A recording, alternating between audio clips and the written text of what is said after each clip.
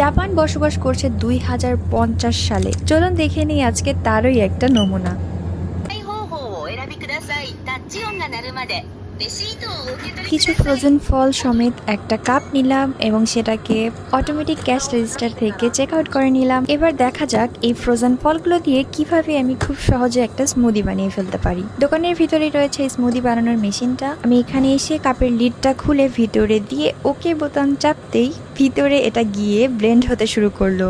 And yes, শব্দ শুনে নিশ্চয়ই বুঝে গিয়েছেন এটা এখন একদম রেডি। ইতিমধ্যেই 7-Eleven-এর এই অটোমেটেড স্মুদি ব্লেন্ডারটা সারা বিশ্বে প্রচুর সাড়া ফেলেছে। যেহেতু এটা এখন সোশ্যাল মিডিয়ায় প্রচুর ভাইরাল, অনেকে এটা নিয়ে অনেক কন্ট্রোভার্সিও করছে। তবে আমি পার্সোনালি মনে করি এটার এত জনপ্রিয়তার কারণ হচ্ছে ফ্রেশ প্রোডাক্ট এক্সপেরিয়েন্স এবং তার সাথে সাথে এটা বানানোর যে প্রসেসটা রয়েছে, এটা করতে গিয়ে আপনি যে এন্টারটেনমেন্টটা পাবেন অ্যাজ আ কাস্টমার, তাদের প্রোডাক্টের সাথে আপনার ইন্টারাকশন বৃদ্ধি করতে বাধ্য করবে।